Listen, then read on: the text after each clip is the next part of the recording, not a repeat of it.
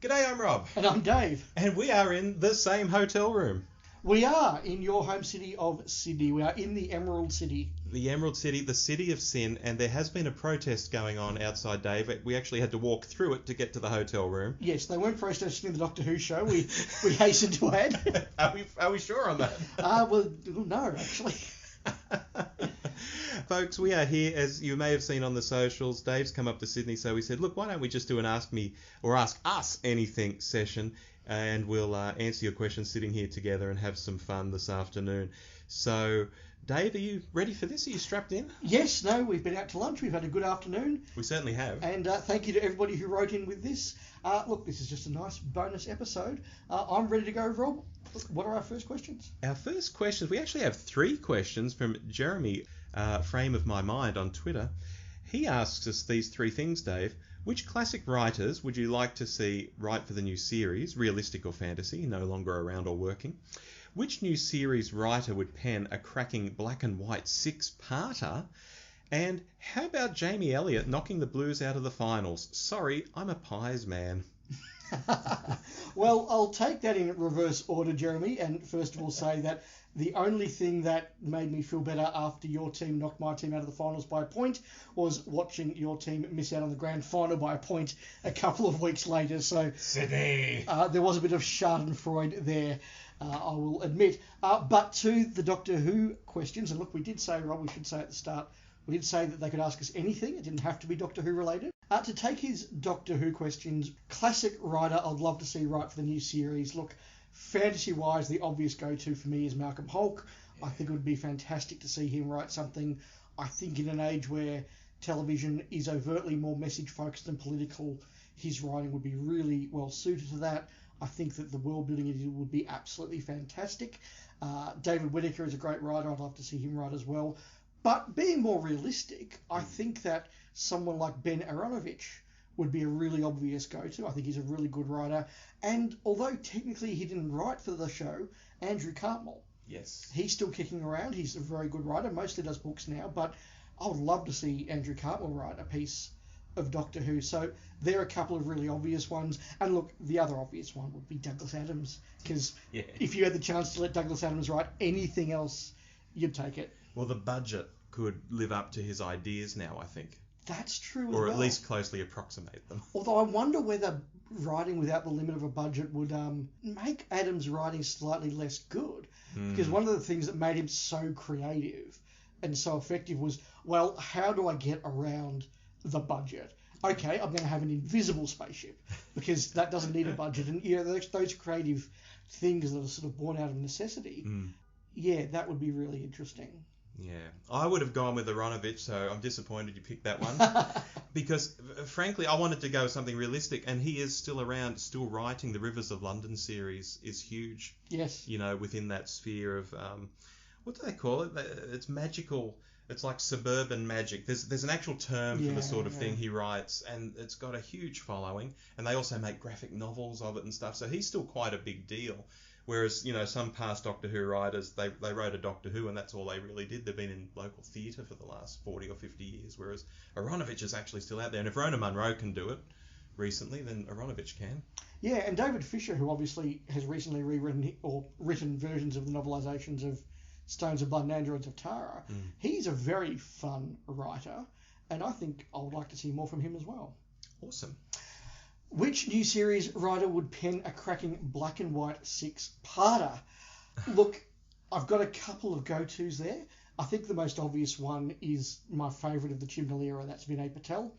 I think that he has written some very good stories, ones that often have a lot more depth than other stories around them, stuff like Fugitive of the Jadoon, Demons of the Punjab. But also I think those stories represent a vibe that is quite of the classic.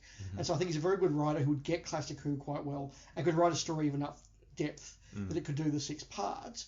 The other one that maybe people might not have considered is Gareth Roberts, who obviously is a fan of the classic Who, but I like some of the episodes he's written of New Who. I'm not as big a fan of others, but when I look at the new adventures he wrote during the Wilderness years, he was one of the best of writing cracking stories that felt like the era they were in. And I reckon he could write a black and white 6-parter really, really well. And in fact, if I could just sort of make this happen out of fantasy, I would get him to do a 6-part black and white TV version of The Plotters, which is one of my favourite Virgin Missing Adventures. Nice.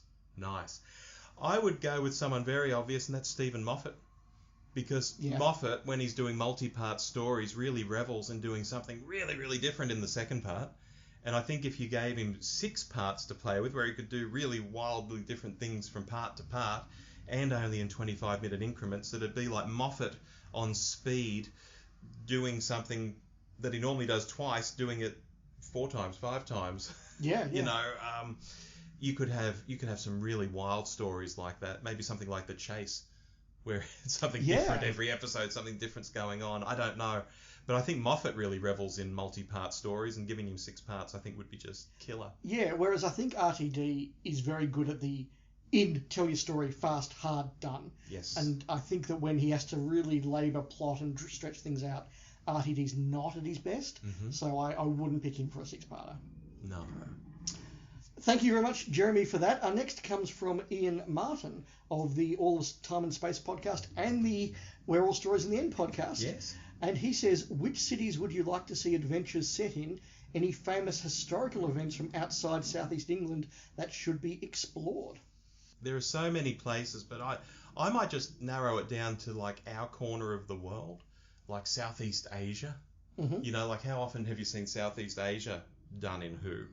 We've seen Asia, I guess, in Marco Polo. But when have we seen Vietnam in there? Yeah. And I don't mean the war in Vietnam particularly, but, you know, what about going to some of those temples that they've got in the jungles? Yeah. You know, Angkor Wat. Is that in Vietnam or Cambodia? Cambodia, I think, yeah, that sort of thing. Something set around then, whether in modern times and something mysterious is going on in those ruins, or when it was actually an ongoing concern and, you know, it had just been built, going back to that sort of era. I think that would be very good. So in terms of location, I think Southeast Asia is probably very underdone in Doctor Who and would be very interesting. Yeah, I agree with that. And at least one of the picks I had sort of falls into that. I've got a couple of locations I think would be great to make a Doctor Who story. Taiwan, to me, would be an obvious go-to. You think about the Taipei 101 sort of area of Taipei, that's really good, but then you get out into the plantation area, really different again. I think so. Mm-hmm. Taiwan would be somewhere I'd go. I think that Israel is just crying out to be filmed in, particularly when you get outside of the big cities, outside of Jerusalem, Tel Aviv, and you get down towards Masada and down towards the Dead Sea. That looks alien. Yeah. Just looks alien. So that would be really good. Having just returned from Istanbul, that's just an amazing city. You could just film that. It would just look incredible. When you're in Israel, is it meant to be Israel in terms of what you're seeing on screen, or are you using it as a planet? I'd use it as a planet. Okay. But that said, you know, if you were smart as a production team, you might go out to the desert of Israel and do one set on another planet, and then go into Jerusalem or Tel Aviv and do an historical setting there. So maybe you could do 2 stories for one in the same country. Or like when they recorded Planet of Fire, have some of it Earth and some of it a different planet, and it was all recorded in the same place. That would be really cool, yeah. So they could definitely do that. Like imagine Tel Aviv modern day, and then we go to a futuristic planet that's down in the south of Israel.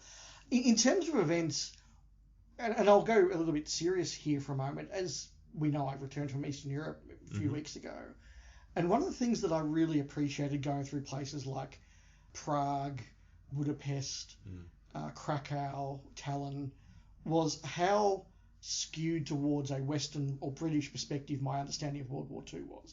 In that, yes, I've read a lot about World War II and the different things, but my go-to understanding of World War II is Dunkirk, the Blitz, D-Day, Fall of Berlin. It's very British experience. And what I realised is there's this whole experience of 3, 4, 5 years of Nazi occupation that we haven't done in Doctor Who, and that we don't talk a lot about as sort of English, Australian, and I imagine American people as well. So something dealing with those sort of events I think would be really good. Tallinn is a wonderful, beautiful city you could film in and tell that story. Krakow is a story where you could do that. But as was pointed out, I was listening to the recent episode of the We're All Stories in the End podcast, which talked about the EDA Autumn Mist. And that included an interview with David A. McKinty, who said, look, Doctor Who has touched around the fringes of World War II a lot, but it's never actually done the front lines of World War II. It's, okay, here's a naval base in Britain during World War II, or here's that sort of thing, but what would an adventure actually with real Nazis in occupied Europe or at the front lines be like? And that's an event I think would be a really obvious one to do. And the other one that would be really interesting would be anything around Africa. Mm-hmm. We haven't really done Egypt in Doctor Who. We've done a bit of Rome.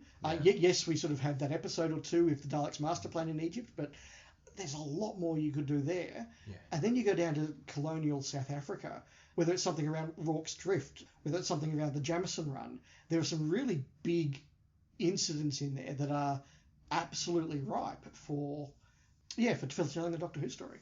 Yeah. Well, Players, the PDA by Terence Dix was a Anglo-Boer War PDA. There you go. Okay. Yeah, and that was quite good.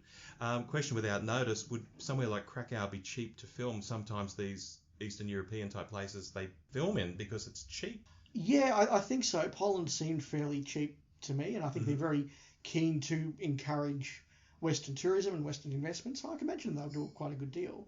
And again, like the old city of Krakow is properly old and really beautiful to see. And, you know, you've got Auschwitz an hour's drive or so down the road. So you've, again, got some other locations. Now, is that too horrible a setting for Doctor Who? It might be. But, yeah, you've sort of got those options. And I think something in World War II proper would be a very interesting place for the show to go.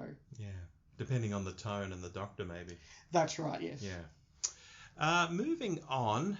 Hi, guys. For your next pod, just in referral to your open questions, do either of you support a team in the English Premier League? Hope it's the mighty Arsenal. I'm sure you're sick of me tweeting about them, haha. And that's from Neela's C, our regular correspondent. The answer is yes. I'm not a huge soccer fan, but I am genetically predispositioned to support Sunderland. I have relatives in the UK who are lifelong top tier season ticket holders for Sunderland. Whenever my dad is in the UK, particularly when he used to stay with my sister when she lived in Leeds, if there was a Sunderland game on he could get to, he would get the bus for 2 or 3 hours and pop up to Sunderland and go to the Stadium of Light and see the game and come back. And when he was a bit younger, he used to go out to, the 1 a.m. pub nights to go and watch Sunderland play. So, look, I'm not personally a big fan, but whenever somebody says, who's your English Premier League team, the answer is Sunderland. Very good. I don't have one. I don't mind football. I have a local team I'm very fond of. In the Premier League, though, not so much. I do have a friend from high school, Jason. Jason supports Arsenal, so there's a vote for Arsenal from my friend Jason. Fair enough. Thank you for that, Nellers. One from Matt Barber from the Strangers in Space podcast. Every time I see an advance in special effects, I wonder about the future of loose cannon style recons. The question is, what technique do you think might be used in the future when they inevitably become cheaper? Deepfake, motion capture, a combination of them, or something else entirely? That's a great question. Obviously, deepfake technology is very fascinating and you can do a lot with it. But I think genuinely the answer is within 3D animation. And that came home when we had the recent Troughton release of The Web of Fear. And there had been a fan. There was a trailer for The Web of Fear, Dave. Do you know what I'm talking about? There was a trailer that went out the week before it aired, back in the 60s. And someone had taken this trailer and actually animated it in a 3D way, and it looked better than the 3D, the real 3D version of The Web of Fear that came out earlier this year or last year, whenever that was. And that was done by a fan a decade ago. So I think the ability is out there. Well, it was out there 10 years ago for fans to do it. I think the ability is in 3D animation, and once they can get rid of the uncanny valley, as they call it, which is the sort of glassy look in characters' eyes, they're not quite looking at anything. They don't quite look human. They don't quite look human. That's a perfect way to put it.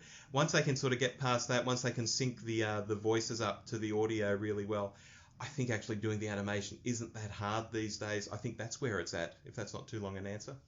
Yeah, I went to a completely different reference point when I thought about this, and that is the Star Wars TV stories and what they've done to show a young Luke Skywalker at the end of Mandalorian Season 2 and in the first season of Book of Boba Fett. That technology, as you say, it wasn't perfect, and the uncanny valley, that not quite human and naturalistic aspect is there. But Matt's not asking what would you do to recreate these and put them on television. He's asking what would you do to create a recon. And I would say that technology is at the stage now where it is beyond acceptable for a recon style event, and it is now one of those things that people are starting to be able to do at home. And look, as we've seen with CGI technology over the years, stuff that was cutting edge when B5 was doing it in 1995. 5 years later, someone can do it on a home PC.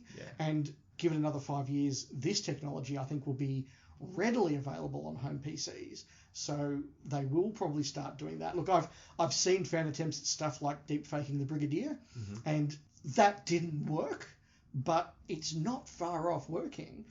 And the other thing that I think encourages that is that it would actually be fun for fans to do.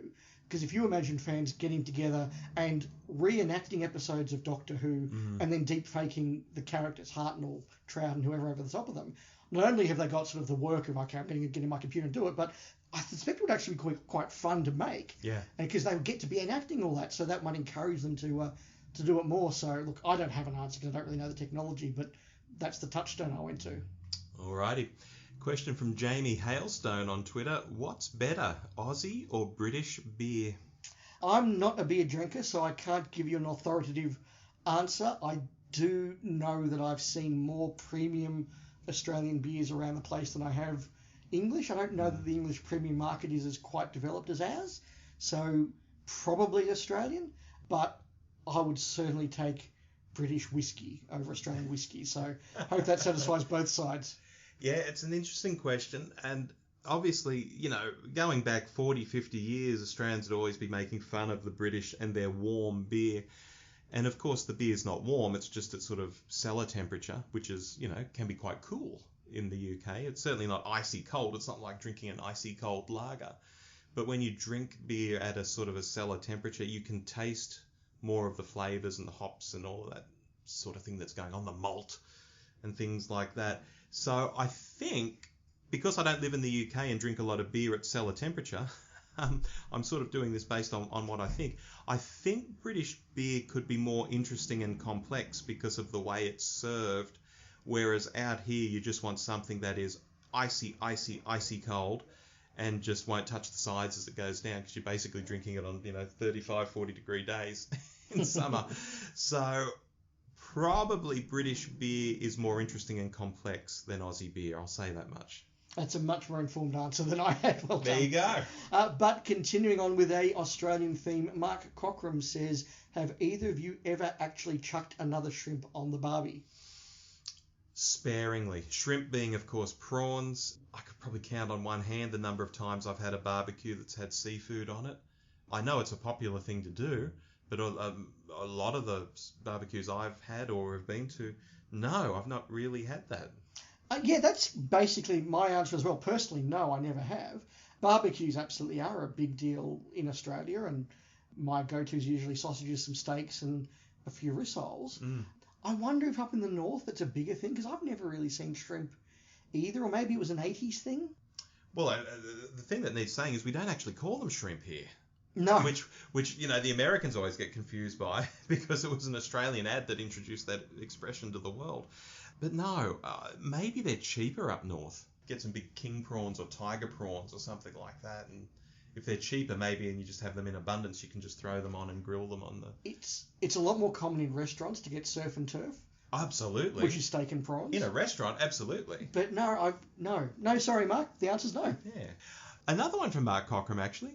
Which classic series story would you like to see reimagined in the new series with today's production values? Look, there are so many that I thought of here. My first instant go-to would have been one of the big Dalek stories, and I think particularly the Daleks Master Plan. Imagine that whole horde of Daleks ready to invade the galaxy, all the special effects with the Time Destructor, all the different locations. I think that done on a big budget would be really, really good. Another one that I did think of was Frontier in Space, because that is a big sci-fi space opera. You've got lots of ships and you could have lots more. But also I think Frontier in Space would be really interesting because the story of that about two big empires poised on the brink of war and it almost becoming too hard to not have a war is a very relevant plot that could be done very well today. So that on a big budget, I think would also be really, really cool. And look, it goes without saying, Invasion of the Dinosaurs with good dinosaurs would be a masterpiece. But Dalek Invasion of Earth or Frontier in Space for me. What about you, Rob? I'm absolutely shocked you didn't go for an historical.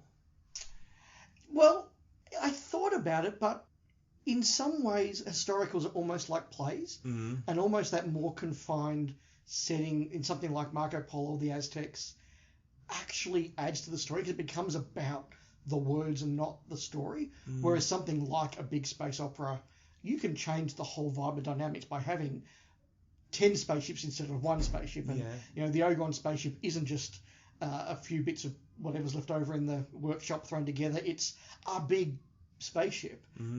So that's why I didn't. Okay. Where have you gone? Well, I just think of stuff like Reign of Terror or The Massacre. Right. And I think of watching TV series like The Musketeers, which isn't quite the same era, but it's certainly France hundreds of years ago with wooden buildings and big crowds of dirty people, and and you can just imagine Hartnell walking along, or the Doctor, I guess in this case, because it's a modern retelling, the Doctor walking along, the camera just being able to pull back, and you can see there are hundreds of people there. Yeah. And you just get the sense of scale and the sense of this is actually a big bustling city full of dirty, desperate people. I would go with something like that, We went to very different places on that. We did indeed. But thank you to Mark, who of course hosts the All of Time and Space podcast, on which we both appeared together for their War Machines episode. We did, yes. In another universe, Paul Darrow is the star of Doctor Who. Thoughts please on that, and on any other show role swaps. Troughton as Villa maybe. Throw in the Bond films there too if you wish.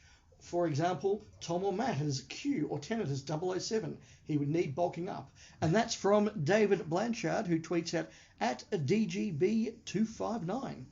Darrow is the star of Doctor Who. It's a tough one given his personality, whether he would suit playing the Doctor. That's my first reaction. I like him a lot, but is he Doctorish? He would be different to the others. And look, the guy was an actor. He can have different personalities. But he would certainly be a much more brisk Doctor than others. And I think the relationship with the companions would be very different as well. He might be a sort of Doctor where you do have an older Donna-type companion. I think that would perhaps work better than, the young girl sort of traipsing around. He'd be very alien. He would be very alien. I can see that.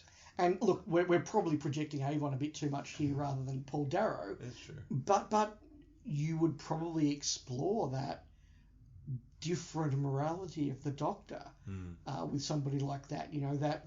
That sense of sacrifice one to save a billion, I think would be a very interesting dynamic with someone like Paul Darrow playing the Doctor.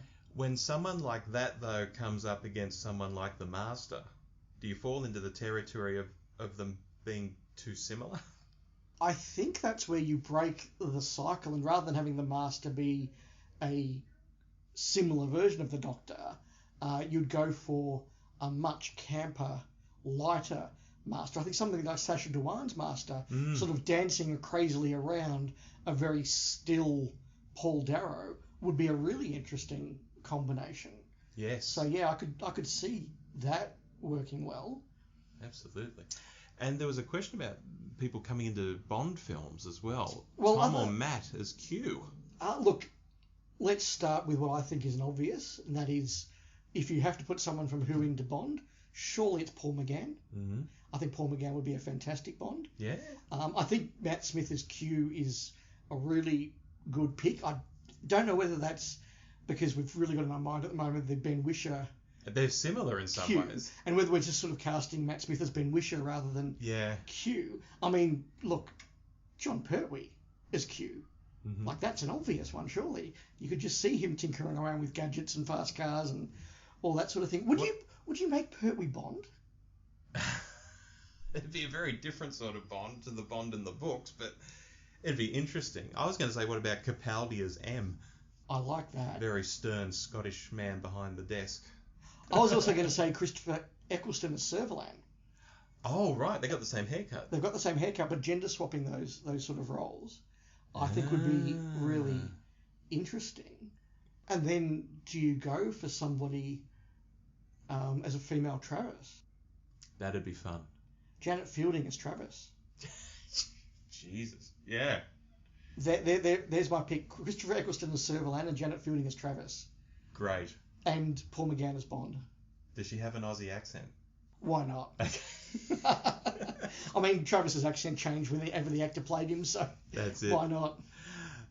Moving on now, we have one from Mark Smith from the 42 to Doomsday podcast. He says, apart from Doctor Who, what other podcasts do you listen to? And I can see Dave reaching for his phone. I am reaching for my phone to see if I can give you a few interesting ideas. I don't have this luxury, dear listener, because we're using my phone to record. So look, there are some other obvious sci-fi type podcasts that I do listen to. I'm a big fan, as I mentioned on the show before, of Trek This Out, which is a Star Trek podcast, which is really fun. I also work occasionally through Mission Log.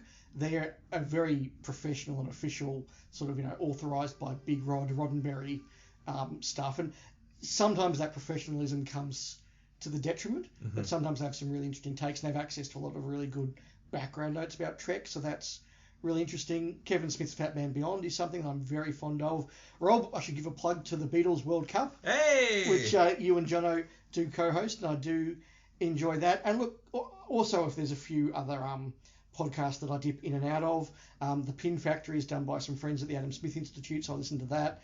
The Institute of Economic Affairs has a podcast. If the topic's interesting, I'll listen to that. And there's a tech policy podcast a friend of mine occasionally guests on that I occasionally listen to, but mostly podcasts tend to be escapist for me, so they're very sci-fi fantasy type orientated, and obviously lots of Doctor Who's. Yeah, I do have probably half a dozen Doctor Who's, so we won't mention those because that's not part of the question. I've been listening to a lot of audiobooks lately. I've been ripping through a bunch of audiobooks, so I've not been listening to a lot of podcasts, but I would say the main podcast I listen to when I'm not doing audiobooks and when I'm not doing a Doctor Who podcast is Abroad in Japan, which is based on the YouTube channel Abroad in Japan, where a guy called Chris Broad, so he is a broad in Japan. Right. He makes all these really wonderful videos on YouTube, really high production values. Over the years, he's gotten better and better at editing and all of that sort of stuff, and he travels around Japan having adventures which are great. But he gets on the line each week with his mate over in the UK, and they just talk about what's been happening in the news in Japan. And it's very lighthearted and stuff, and often there'll be anecdotes relating back to the YouTube channel. So if you watch the videos, it's sort of multi-textual and all of that sort of stuff. Yep. So I quite enjoy that podcast. It's about half an hour each week of that one. Nice. We have a question here from the 42 to Doomsday Twitter feed, and it's 2 questions, so I'm going to take them one at a time on this occasion. The first one, Rob, please list out 3 positive things from your least favourite Doctor Who stories. Gosh, least favourite Doctor Who stories? I mean, the most recent ones have been Whittaker episodes. Would have been my least favourite. Flux and such. Well, there's 6 episodes of that. Let's go there. 3 positive things. One positive would be that at least one episode of Flux was good. That was the Weeping Angels episode. That was very good. I thought the Sontaran one was good. The Sontaran one. Another positive from Flux was Azure and, help me out, Azure and their pal. There was 2 of them getting around. They had crystals stuck in their face. Yes. They got very campy and fun. Swarm and Azure. Azure. They got very campy and fun at times. And I actually was disappointed when they went out like chumps really quickly in the end. Yeah. A third good thing about Flux. Oh, you're stretching me now. See, I didn't prepare for this at all, so I'm going to hand over to Dave. I'll keep thinking. That's okay. Look, I've got a couple of obvious go-tos. Now, I'm going to try and do one thing from 3 of my least favourite stories. The obvious go-to that I have is from Creature from the Pit, which I think is a terrible story. It's got a lot of problems. It doesn't work. But Jeffrey Balden's in it. And Jeffrey Balden is really good. I'm not sure that he's in the same production as anybody else in that story, but he's clearly just turned up doing his thing, and it's fun to see it. He works well with Tom. So Jeffrey Balden, Creature from the Pit, is definitely a positive.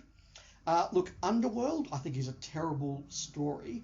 And as a kid, I didn't appreciate at all what they were even trying to do. Mm-hmm. When you get a bit older and you start to read a bit more mythology and you start to realise all the clever little references they've got in there, like the P7E is Persephone, Jackson is Jason, all those sort of little things. Herrick is Heracles. I do appreciate that. And look, the story doesn't work. I don't think it's a good story, Underworld, but a good thing about it is just the cleverness of the references to ancient history. I think that's really good. Look, my least favourite story is Death in Heaven. One positive from that, the scene with Cybermen outside St. Paul's Cathedral was a very nice moment. Can't stand the episode apart from that, but Mark, that's my one positive from my least favourite story. All right, and I've thought of another one for Flux, and it's that they had a crack. I think if it was an 8 or 10 part story, it may have been more coherent, and I think it would have been better all around. But they had a crack. In those 6 episodes, they tried to do a big sprawling story. And yes, we ended up with people not caring that most of the universe was destroyed. And yes, we ended up with all these strange things going on, which I think would have been smoothed out with more episodes. But they had a crack. And that's about the most positive thing I can say. And the second one from 42 to Doomsday is, what books have you read would make great TV shows or films, but Hollywood TV studios haven't touched? The big one for me is probably the Flashman series by George MacDonald Fraser. Okay. Which, think of Blackadder, but a whole lot ruder and cruder and very un-PC and written 40, maybe even 50 years ago in some cases, some of the novels. They ultimately are really good history lessons because Flashman gets around all the great European battles and colonial battles of the mid-1800s to early 1900. So you actually learn a lot of history from them. And he is a real cad and a bounder and is written as one. So I don't think he would fly in today's climate because people would quite like the character, but you're not allowed to like characters like that anymore. Yeah, right. So I don't think Hollywood has probably touched it for that reason. I think they made a Flashman movie in the early 70s with Malcolm McDowell as Flashman. Wow. But never again. In my heart of hearts, it is such a rich series with such a lot of daring do going on and all these great battles and things. You know, the history buff in me would really love to see that. But the kind of character that Flashman is, he'd have to be rewritten for today's audience, and then it's not really Flashman, is it? So that's why it's not been made, and never will be. Fair enough. I've got 2.5 answers for this. The first book that I'd like to see turned into a movie is a book called The Glamour Boys, and it's a very good historical book, and it's about a group of gay conservative MPs in the 1930s. And there were a lot of them, which isn't surprising given how many gay members there are in the Conservative Party in the UK these days. But there was a large number of gay MPs in the Conservative Party in the 30s. And these were a group of people who, for obvious reasons, would spend a lot of their summers and holidays in Berlin during the Weimar Republic because it was a much more accepting city, a much more tolerant city of a gay lifestyle. And so they were among the first people to really see what the Nazis coming to power meant. Oh, wow. So they were seeing their friends persecuted, disappearing. They were seeing what was happening to businesses. And they were the first to go back to Britain and go, this Hitler guy's the real deal. It's a big deal. We need to get ready for war. Yeah. And Neville Chamberlain was saying, no, you guys are wrong. We're going to have peace. He invented the phrase the Glamour Boys because he couldn't actually point the finger and go, you're a homosexual, but he could imply, and he was getting his friends in the media to hint that these people were homosexual because, of course, if they were outed, their lives would be over. Well, of course. And people like Churchill joined this group, people like Anthony Eden joined this group, and slowly they became the group that agitated for change of policy, and it was sort of them versus Neville Chamberlain, and eventually they were proved right, and when the balloon did go up, they were the ones who were really ready for it inside the Conservative Party and inside the government, and were able to push to get things really well. A number of them then signed up to go to war, and in most cases met pretty unfortunate ends, and a number of them were outed during the course of their life and had equally unpleasant ends. But I think the drama of a group like that pushing to fight the Nazi machine and being told no would be a really good piece of drama, but also just relevant today. Yeah. That we need to be ready to call out and fight fascism. So that's a very serious answer. I think would make a fantastic movie. But The Glamour Boys is a really good book, and I encourage anyone interested in that to read it. Another one that I thought of is a children's series by the New Zealand author Maurice G, which is The Half Men of O. It's a trilogy, The Half Men of O, The Priests of Ferris and Motherstone. I read them when I was about 11 and was absolutely blown away by them. I suspect that if this wasn't done by an author in New Zealand in the 80s, they would absolutely be a big TV series or a film series of some sort. It's a whole another world. It's a fantasy world. They've got the bird people and the stone people and the goodies and the baddies and how this all happens and how Earth interacts with them. And, it's the classic story. 2 Earth kids get dragged into this world and one of them could be the chosen one and all that sort of thing. So that's a really good adventure. It's a kid's story, but I'm really fond of it. And the half an answer is that whilst there have been many adaptations of The Lion, the Witch and the Wardrobe, a couple of Prince Caspian, a couple of Voyage of the Dawn Treader, the BBC TV series got as far as The Silver Chair, nobody has got to book 6 and done The Magician's Nephew. And I think it's such a shame because I think that is the best book in the series. Unfortunately, it is the 6th book in the series, so usually the adaptations peter out. Look, the recent film saga petered out after Dawn Treader. As I said, the BBC TV one got as far as The Silver Chair. Look, skip The Silver Chair. Don't even bother with Horse and His Boy. Somebody go and make us The Magician's Nephew. Very good. Oh, this next one is also from 42 to Doomsday. They've been very kind to us. The furnace has been fired up. 2 piles are in front of you. Classic Who and New Who. Which one do you burn forever, Dave? Look, I could waffle and obfuscate about this for 10 minutes if I had to. I think everyone knows the answer. I would reluctantly burn New Who and I'd keep Classic. It's the series that I grew up with. It's the series that I love. There's a lot of really good New Who. I know it's loved by a lot of people, but it doesn't have that personal connection with me. It wasn't part of my childhood the way that Classic Who was. It wasn't part of my fandom when I was a teenager and in my 20s the way that Classic Who was. So I would be selfish and keep Classic Who. And, I'd like to pretend that was a more difficult decision than it is. But it's not because I want to burn New Who. It's just because I love Classic Who so very much. Yeah, I would be similar. Classic Who for me. Because it's where it started. To me, that's the most important thing. If I think of Star Trek, would I burn original series or Next Generation? I'd burn Next Generation. I bloody love Next Generation, but I think keeping the original of anything is probably the most important thing to do. No, you see, I'd burn Classic Trek and keep Next Gen. Oh my God, we've gone down a rabbit hole. We've gone down a rabbit hole. But yeah, no, thank you for that. And I know that was meant to be a tough choice, but sorry. As I say, don't dislike New Who, just love Classic more. We have one here from Jethro Roos. Describe your ultimate sandwich. Oh, it would be a seafood concoction of some kind. It'd have like lobster and mayonnaise or something on it. Something seafoodish. Maybe a sprinkle of melted cheese in there. I don't know. But definitely savoury and seafoodish. My go-to sandwich for most lunches, and this is a cliche, but Vegemite on wholemeal. Nice. I do love a nice Vegemite sandwich for lunch. Mark Cochran will be cheering at the moment. He loves his Vegemite. He does. I do love my Vegemite sandwich. Ultimate sandwich, look, if I was treating myself, I'd have white bread rather than wholemeal. I'd have to have bacon. Probably add some chicken. And... Any avocado? No avocado. Okay. You know what? Bacon and chicken, I think, would be pretty cool. It is cool. And you don't need to overcomplicate a sandwich. No, that's why I just have lobster and mayonnaise. There you go. Thank you for that, Jethro. All right, moving on. A question from Ian Martin. What would it take for Doctor Who to become as popular with the general TV viewer as it was in the noughties? And how would you bring that about? That's an easy question, Ian. Thanks for that.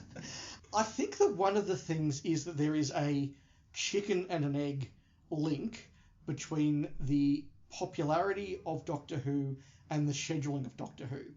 Can Doctor Who get the big flagship ratings without being that classic Saturday evening prime time slot? Probably not. Does it get that slot unless it is getting the audiences to deserve that slot? Maybe not. So I think that that's hard. So do you start by taking a risk and saying, what is the big attention-grabbing slot to put it in? Is that still 7 p.m. on a Saturday in the UK? I don't know. But if it is, do you say, right, let's start by putting in that slot and giving it a chance. Mm-hmm. The other thing is stuff that RTD seems to be doing. Number one, you cast a lead actor who brings an audience with them. Mm-hmm. Now, that is not to diminish any other actor, Jodie Whittaker, Peter Capaldi, Christopher Eccleston in some ways, who didn't bring as big a cult following with them as David Tennant did. There were David Tennant fans who followed him to Doctor Who. There are Ncuti Gatwa fans who are going to follow him to Doctor Who. Yeah. So I think the next thing you do, you schedule and you cast an actor who brings fans of that actor along with them, and probably therefore a name. Yeah. As much as I like the idea of Doctor Who being a place where a up-and-coming actor just breaking in and just becoming known gets their big break, and sometimes that can be really interesting and really cool. Matt Smith's a classic example. You need to have a name that people are going to go, wow, that's the Doctor. Yeah. They're going to come in. And the other thing is, I think you have to make a series that is, frankly, less what hardcore fans, particularly Lifetime Classic fans like you and I, Rob, want, Mm-hmm. and you go back to what is it that people want to see. Yeah. People like soaps. People like reality TV. You look at something like Vigil, which had massive ratings in the UK. Yes, that was, on the one hand, a story about a police detective on a submarine, but it was very soapy, very drama, kind of lent in almost to that reality TV show of like, who's going to get kicked off the show this week sort of thing. That's the formula. And whilst you and I might sit there and go, I like our drier Doctor Who and I like our more sci-fi Doctor Who, that sort of sense of more soap character driven has been proven to be successful. And I think that's the path you'd have to go down. Yeah. Oh, I concur with all of what you said, and my big point was going to be the lead actor. Not even so much as in them bringing their own audience, but in terms of just having a very likable, well-known lead actor, because people will tune in to see that kind of person read the phone book. Whereas if you've got a nobody, even if they're in a great story, they might not be going to get the viewers in. So I think it's always around the lead actor, and I think your additional comments about them bringing their audience and such is very good too. So for me, and I'll just keep it brief on this one, the lead actor, the lead actor, the lead actor. Yeah, and it's why sometimes, whilst we look as fans for a different or diverse piece of casting, as I've said on the show before, Hugh Grant is a middle-aged straight white man. Mm-hmm. You cast Hugh Grant, you get attention, you get an audience. Yeah. By the same token, you cast Tom Holland as the Doctor. He's not the most diverse or different or interesting piece of casting, but a lot of people are going to turn in because it's Tom Holland. Daniel Radcliffe, people will turn in because it's Daniel Radcliffe. And that's a reality. What RTD has done, though, is he's found somebody who does bring an audience, who is in one of the big streaming series of the moment, and he's also a piece of diverse casting and a different and potentially very weird Doctor. And Ncuti Gatwa, I think, has ticked every box anybody could ask. And that's probably why his casting, with the exception of a very, very, very small minority in the dark corners of fandom, has been so universally popular and seen as a really good move. Yeah, I mean, you'd expect Russell to say this, but he says he did something absolutely extraordinary in the casting process. And I just wonder what that was. You know, what has he done to catch Russell's eye? I look forward to the Blu-ray releases one day where that footage is released. Yeah, exactly. Our next question is also from Mark Cochran. This is clearly aimed at you, Rob, and your work on the Beatles World Cup podcast. Oh. Because he says, why are Abbey Road and Revolver unquestionably better than the vastly inferior Rubber Soul? Mark. First off, I would say that Rubber Soul is not inferior. It's a great Beatles album. It's my favourite Beatles album. Equally, though, Abbey Road and Revolver are very, very, very good albums. In fact, they'd probably get into my top 5 easily. Revolver would be my number 2, for example. So this is hard for me to talk about in terms of them facing off against each other. But what I'll say about Rubber Soul is that Rubber Soul, the production value is incredible. So what you have is earlier Beatles albums, if you think of like, I don't know, Beatles for Sale or A Hard Day's Night or Help or something, have a certain kind of songwriting and a certain kind of production. When you get to Rubber Soul, you still have the same kind of songwriting, but it's with better production. And I think we're hearing a new sort of Beatles sound, particularly Paul's bass is really great on Rubber Soul. And I think it's a way to sort of hear the last gasp of the early Beatles recorded really, really well, and that's why I like it. When you get to Revolver and you've got something like Taxman, you know, with the 1, 2, 3, 4 intro and all that, that's something that wouldn't happen on an early Beatles album. They're starting to get experimental at that point. So although it's a great album, although the production's great on Revolver, you're now into a new phase of Beatles. Whereas on Rubber Soul, it's right on that cusp. It's still early-ish Beatles, but recorded really well, and I'm here for it. How's that for an off-the-cuff answer? I know that question was aimed at you, Rob, but I'll also just answer by saying I'm going to go, Mark, with none of the above. Oh, shit. Because my favourite Beatles album is Let It Be. I love so many songs on that, but I'm also a big fan of the Phil Spector sound. Oh. Look, I know Phil Spector is a horrible human being, yes, but whether it's Phil Spector working on Let It Be, you go back to his early work with the Ronettes and stuff like that, I'm a big fan of that, but I love the songs as well. I think Sgt. Pepper's a great album. I know it's kind of become a bit trendy to call out its imperfections lately, but I do think Sgt. Pepper's a great album. But also the really early Beatles work I love. I love going to that very first album, those compilations, and hearing the evolution from Love Me Do to Please Please Me, She Loves You, and then sort of just like breaking out and becoming the real Beatles we know. I love all that early 60s pop and just coming out. So I would actually go for a number of albums that were not even listed by either of you. Well, that's a contrary answer. Next question is from Tim, at Tim Smith Guy on Twitter. He says, favourite music in all of who? If we're going for one little piece of music, I think I have to pick the Running Through Paris theme from City of Death. You know, the running through Paris, we're running through Paris. That one, I think that's just fantastic. Probably my favourite composer for Doctor Who is Dominic Glynn. You look at some of his stuff like the big orchestral swells he does for the space shots in Dragonfire, the harmonica music he does in Happiness Patrol, the big guitar stuff that he does in Survivor, which, look, it seems a little bit passé now, but I remember as fans us watching Survivor going, Doctor Who has never done this before. Yeah. Like hard electric guitars doing the soundscape. So that's really, really good. I like the pan flutes and stuff from Frontios. And if I had to go for another just particular few minutes of music, the last few minutes of Logopolis. The stuff with the Doctor having the fight with the Master, then the first flashback scene, coming down the scale as the camera comes down to Tom's battered body. Yeah, and then just the swelling of the music into those few notes of the themes he regenerates and it ends. That's a classic few minutes of Doctor Who music for me. Yeah, that's all good stuff. So I won't run back over that area. I'm going to throw in. I like stuff like when they whack on a bit of space adventure. Yes. Because it has become so iconic to black and white Doctor Who. You hear Space Adventure and you go, that is black and white Doctor Who, even if it wasn't particularly written for it. Yes. You know. Yes. So I love that sort of thing when you can just pick out a piece of music, stock music, and it is so Doctor Who. And look, in the modern series, I'm going to say something controversial, Dave. Murray, You Must Emote Now Gold. Yeah. Gets panned so often. But he did some very stirring, clever, moving little bits and pieces here and there. And I'm probably downplaying it to some people out there who absolutely bloody love their Murray Gold. So I'm trying to just straddle the fence here. I think Murray Gold wrote some really good pieces of modern televisual music, stuff that doesn't work at all if you place it against classic era footage, you know, because it's from a completely different era of television.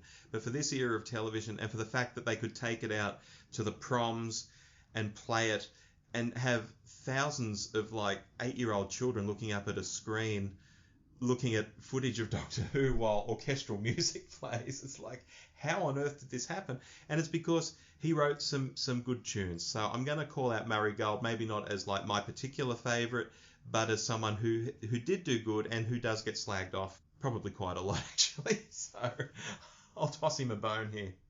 Very good. Our next question is from Mark Cockram, and it's also music related. He says, who would be your pick for the music composer for the RTD2 era? I was looking at this one earlier, and I don't have a pre-prepared answer because I don't actually know a lot of composers. I mean, sure, if you talk about certain movies, like particularly Star Wars and things like that, I know John Williams did Star Wars. You talk about Gladiator, I know Hans Zimmer did that, and I know composers, but in terms of jobbing TV composers, I have no idea. I would have watched a lot of TV lately. I couldn't tell you who composed any of it. I watched some Rings of Power last night. I couldn't tell you who does that. I watched Andor earlier in the week. That's got a great soundtrack. Yeah. I love the soundtrack on that. I don't know who does it. So I'm one of those people who doesn't have a lot, in inverted commas, of composers in their head to even answer this question, to be honest. Yeah, look, I'm probably a bit similar to you, but I'll pull out a couple of sort of ones I do know. If I had a money truck to back up to Hans Zimmer's house and say, please do the music for Doctor Who, I would back up that truck to Hans Zimmer. Right. He's done some of my favourite movie scores. I think about The Rock, Crimson Tide. He did all of the score of The Lion King that wasn't the songs that Elton John and Timothy Rice wrote. So, look, Hans Zimmer would be my dream composer. If I look at other ones that I've noted over the years, Christoph Beck, who did Buffy. Yep. He did some wonderful pieces of music there.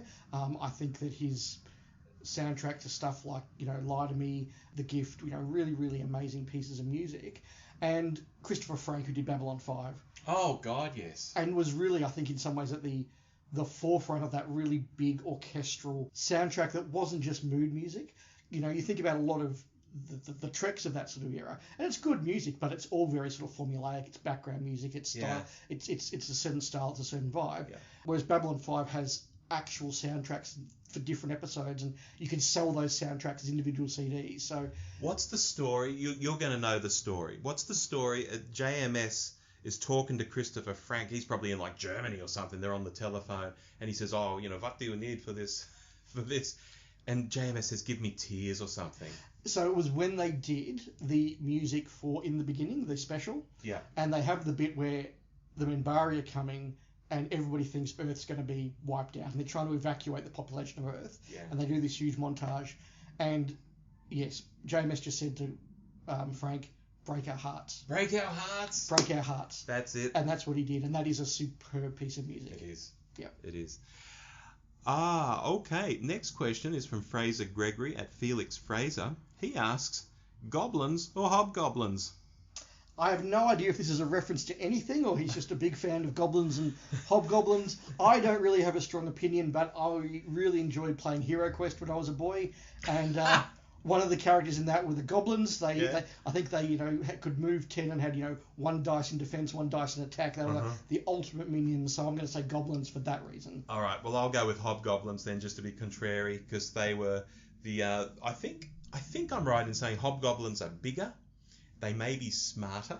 Okay. I'm not saying in Hero Quest specifically, but in mythology, I think they're bigger and smarter, and the goblins might be the minions of the hobgoblins. So maybe they've got a bit more character. I don't know. I'm just making it up. I think we've done our best with that, so thank you, Fraser, for sending that in. A question from Richard, my fellow podcaster on the Spacefall podcast. He says, who unlocked the cellar door in Fendal if it's not Clara? Well, it was Clara. That's my answer. Because I don't know the answer, really, so let's go with Clara. I think it was Styles, because he needs Thea to become the core, which means he needs the Doctor out of the way, and so that's why he lets the Doctor out, get him to go out of the way so he can get on with what he's doing in the Priory.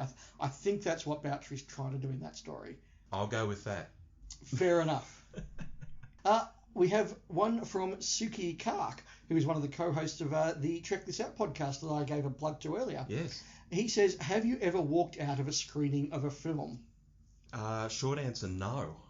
No, I haven't. If I go into a film, I'm there for the duration. Or maybe I just pick films that I know I want to see and I'm not liable to walk out of. But no, I never have. I haven't either. I have walked out of a film and written an angry letter to the paper. Yeah? That was Mel Gibson's The Patriot. Was it after it finished? Yes. Right. Okay. So I walked out, I watched the whole thing, I walked out and I went home and I wrote a letter to the editor of the local paper saying The Patriot was horrible, it was anti-English, it was anti-historical. I was like, a first year uni student at the time and fired up about the world. So so I did that and it got published. So that does exist out there somewhere. George Clooney's The Descendants, I was bored witless through that and came very close to walking out. Mm. But like you, Rob, if I go to a movie and I've paid the money, I will watch it to the end. Yeah. Although sometimes they are a bit of a struggle. Well, you see a lot more films at the cinema than me. In terms of films in general, we probably see as much as each other because I watch a lot at home. But you see a lot at the cinema first release. So this was a question for you, I think. Yeah, I'll see 40 plus films a year in a normal year. That's insane. And I think that having gone to the cinema to appreciate the film, I don't feel like I can walk out or I should walk out. And I guess I'm always hopeful that there'll be something to save it at the end or just want to know how it ends. So no, I will say that back in the day, American Beauty came out and everybody raved about American Beauty. So when it came out on VHS, I paid the exorbitant brand new release fee to watch this classic Oscar-winning piece, and I had to watch that in about 4 goes. Yeah. It was so terrible. I didn't mind that one, but what you're saying describes me watching Magnolia. Yes, fair enough. That took about 4 goes for me. Fair enough, but given what we now know about Spacey, sorry, allegedly, I don't feel bad not enjoying American Beauty. That's fine. And finally, Dave, we have a long question here, which I believe you might be going to take under advisement. Yes. I'll get through the question first and then we can discuss it. It's from Mark Cockram, and he says, David is installed as the showrunner for a revival of Blake 7. Who will he cast as Blake, Avon, Villa, Jenna, Callie, Tarrant, Auric/Zen, and Mark Cockram? Look, thank you, Mark. That's a really awesome question, and I will take it on notice because I want to do it justice. I just can't sit here off the top of my head and pluck 8 names out of the ether, and they just won't be very good. So what I'm going to do is take this away, think about it, and at the end of our next monthly episode, I'll do a couple of minutes devoted to the answer to your question.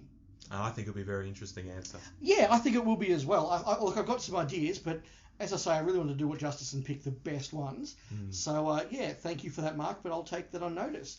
And, Rob, that's our last question. It is the last question. Thank you so much to everyone who gave us questions over social media. It was very short notice, I know. That's how we roll sometimes. It is. So, look, when we are in the same city, if we can do it, we like to have a bit of a catch-up. We have been chatting off mic for quite a while. We should have recorded that as well. Oh, not given some of the stories I told. Yeah, true. There are libel laws and probably wouldn't go down too well. But no, look, just a bit of a spontaneous thing without a topic that needs research, just us having a chat with the mic on. Absolutely. So until you hear from us next, which will be an episode of The List Makers next week, I've been Rob. And I've been Dave. And we'll see you next time. Goodbye. Bye.